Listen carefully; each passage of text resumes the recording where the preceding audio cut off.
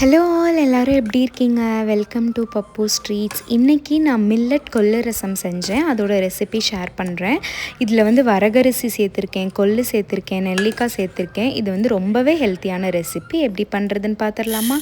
ஒரு கப்பில் கொஞ்சமாக வந்துட்டு 1 கப் வந்து வரகரிசி எடுத்திருக்கேன், 1/2 கப் வந்து துவரம்பருப்பு எடுத்திருக்கேன்.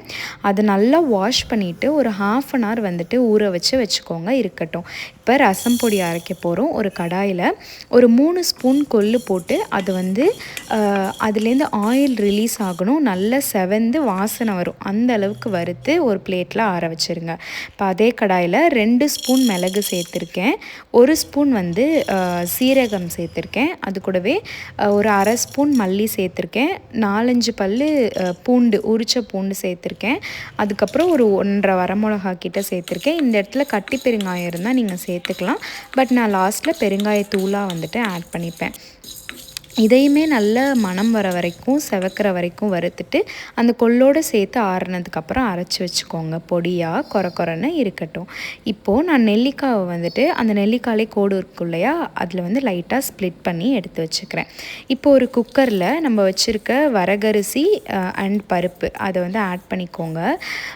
அது கூடவே வந்துட்டு நான் இன்றைக்கி ஒரு தக்காளி வந்து ஆட் பண்ணியிருக்கேன், மீடியம் சைஸ் தக்காளி வந்து ஒரு தக்காளி ஆட் பண்ணியிருக்கேன். நம்ம வச்சுருந்த நெல்லிக்காவையும் உள்ளே சேர்த்துட்டு 1க்கு 3 டம்ளர் தண்ணின்றது தான் கணக்கு. எனக்கு அரிசியும் பருப்பும் சேர்த்து 1.5 டம்ளர் இருந்ததுனால நான் வந்து 4 டம்ளர் தண்ணி வந்து இதில் வந்து ஊற்றிருக்கேன். இப்போது இது கூடவே வந்து கொஞ்சமாக மஞ்சள் தூள், நான் சொன்னேன்ல பெருங்காய பவுடர், அதையும் போட்டுட்டு குக்கர் மூடி ஒரு 4லேருந்து 5 விசில் விட்டுக்கோங்க. மீன்வைல் நீங்கள் வந்துட்டு கொஞ்சமாக புளியையுமே வந்து சுடு தண்ணியில் ஊற வச்சு கரைச்சி வச்சுக்கோங்க.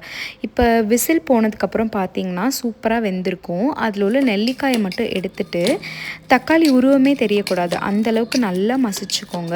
எனக்கு கொஞ்சம் தண்ணி தேவைப்பட்டுச்சு, அதனால் தண்ணி ஊற்றி அதை வந்து நல்லா மசிச்சு வச்சுருக்கேன். இப்போ வந்து இது கூட நம்ம எடுத்திருந்தோம்ல நெல்லிக்காய், அதை வந்து ஜஸ்ட்டு கையாலே பிச்சு போட்டிருக்கேன். அண்ட் இப்போ நம்ம வச்சுருந்த புளியையுமே வந்துட்டு உள்ளே சேர்த்துருக்கேன். இது எல்லாத்தையும் நல்ல ஒரு மிக்ஸ் கொடுத்துட்டு அடுப்பில் வந்துட்டு ஒரு 1 மினிட் வச்சுருங்க. லைட்டாக அதில் வந்து சூடு ஏறட்டும். சூடு ஏறினதுக்கப்புறமா இந்த டிஷ்ஷுக்கு தேவையான அளவுக்கு உப்பு சேர்த்துக்கோங்க. நான் வந்து குக்கரில் போடும்போது உப்பு சேர்க்கல, இந்த ஸ்டேஜில் தான் வந்து உப்பு சேர்த்துருக்கேன். இது லைட்டாக கொதி வரும்போது நம்ம வச்சுருந்தோம் இல்லையா பொடி, கொள்ளு பொடி வச்சுருந்தோம் இல்லையா, அந்த பொடியுமே வந்து உள்ளே சேர்த்துக்கோங்க. கொள்ளு பொடி சேர்த்ததுக்கப்புறம் ஒரு 2 மினிட்ஸ் கொதிக்க விடுங்க, அப்போ தான் நல்ல மணமாக இருக்கும். இது சூப்பரான லஞ்ச் பாக்ஸ் ரெசிபி கூட. இதில் நீங்கள் வரகுக்கு பதிலாக நார்மல் ரைஸ் கூட சேர்க்கலாம். மேலே கொத்தமல்லி தூவி சாப்பிட்டீங்க அப்படின்னா டேஸ்ட்டு பயங்கரமாக இருக்கும். இது கண்டிப்பாக வெயிட் லாஸ் ரெசிபி ஆல்சோ. இதில் நம்ம ஒயிட் ரைஸ் சேர்க்கல, மில்லட் சேர்த்துருக்கோம். கொள்ளு வந்துட்டு உடம்பு இளைக்கிறதுக்கு வந்து உதவும், பட் இது கொஞ்சம் சூடுன்றதுனால டெய்லியும் எடுத்துக்கிறது வந்து உடம்புக்கு நல்லது கிடையாது. நீங்கள் கண்டிப்பாக ட்ரை பண்ணி பார்த்துட்டு எப்படி இருக்குன்னு கமெண்ட் பண்ணுங்கள். தேங்க்ஸ் ஃபார் வாட்சிங்.